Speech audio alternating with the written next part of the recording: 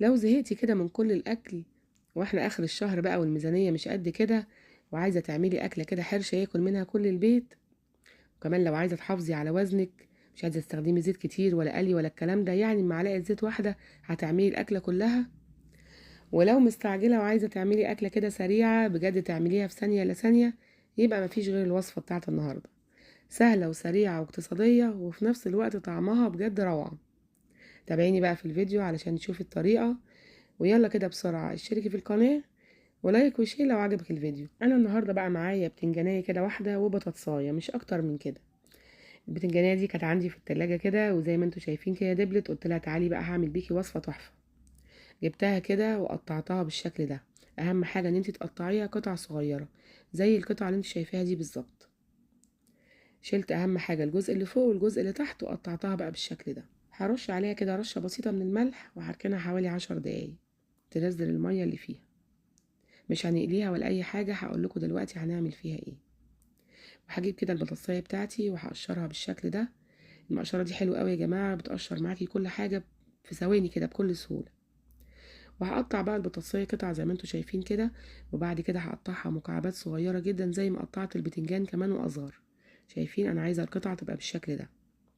انا بصراحة ما عملتش البطاطساية كلها، حسيت انها كبيرة، فانا عملت نصها بس، النص التاني ده انا سبته. قطعتها بقى قطع صغيرة بالشكل ده، طبعا بعد ما غسلتها. انا عايزاها تبقى بالشكل ده يا جماعة، قطع صغيرة جدا مكعبات صغيرة قوي زي ما انتوا شايفينها كده. واحطها دلوقتي بقى في الطبق بتاعي، وكمان هديها غسلة كده بسيطة. وجبت بقى الطاسة كده على النار، حطيت فيها معلقة زيت زيتون واحدة بس، معلقة واحدة مش اكتر. وهعصر بقى البتنجان بتاعي من المية زي ما انتوا شايفين كده علشان ما يشربش معايا معلقة الزيت. وهحطه بقى في الطاسة كده.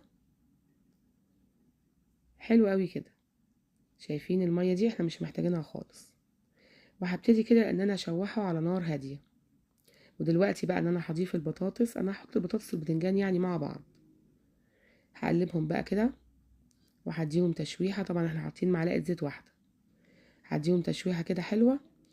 وبعد كده بقى هغطي عليهم وهسيبهم يستووا على الهادي. اهم حاجة اكون موطية النار. بعد دقيقتين بقى بكشف الغطا بتاعي وبدي برضو تقليبة عشان تستوي المكعبات من كل الاجناب. يعني كل شوية بفتح الغطا كده وبديها تقليبة، بس اهم حاجة تكون النار هادية عشان ما تتحرقش. وهغطي برضو تاني وهسيبها تستوي على نار هادية. انا ممكن بقى في التوقيت ده اضيف معلقة زيت تانية، بس انا مش عايزة اضيف زيت.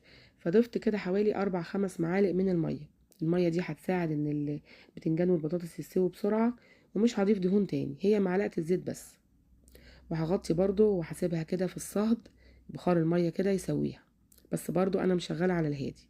وفي التوقيت ده جبت طماطمية كده قطعتها مكعبات صغيرة. بس اهم حاجة اشيل الجزء الابيض اللي في النص ده، علشان ده بيبقى الكيماويات وبتبقى كمان المبيدات بتبقى متركزة في الجزء ده. وجبت برضو قرنين كده من الفلفل وقطعتهم برضو صغير زي الطماطم بالظبط. اهو حلو قوي كده. وكمان عودين من البقدونس. انا بصراحة عملت بقدونس على كزبرة بيدي طعم حلو قوي. ورجعت كده للطاسة بتاعتي وحطيت كده معلقة من التوم. وابتدأت اشوحها بالشكل ده. اديتها تشويحة كده بسيطة لغاية ما ريحتها بتطلع. ودلوقتي جبت كده معلقتين من الخل وضفتهم، معلقة او معلقتين. طفيت بيهم التومة بالشكل ده. حلو قوي كده. وجبت بقى معلقتين من الصلصة ضفتهم كده.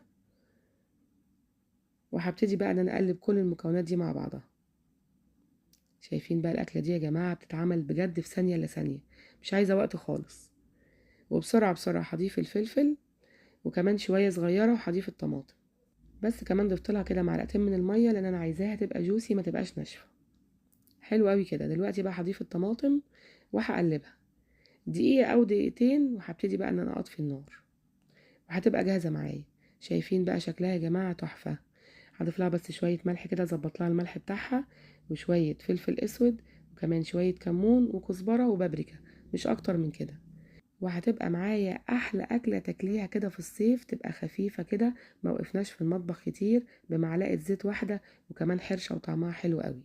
شايفين بقى الجمال والحلاوة. كان عندي كده في الفريزر شوية فلفل الوان. ضفتهم كمان. بيرفعوا القيمة الغذائية. ايه رأيكم بقى في الاكلة بتاعتنا النهاردة؟ ظبطت بقى الملح بتاعي.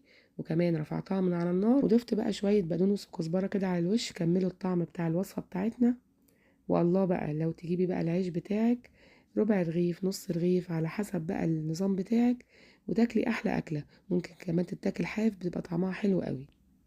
وصفة بسيطة وسهلة واقتصادية وكمان صحية، عملناها بمعلقة زيت واحدة. مش قادرة اقولكوا بقى على الطعم والريحة، مفيش بعد كده. انا بتمنى يكون الفيديو بتاعنا النهاردة عجبكم، ولو عجبكم بقى ما تنسونيش في اللايك والشير والسبسكرايب للقناة. يلا باي باي، سلام.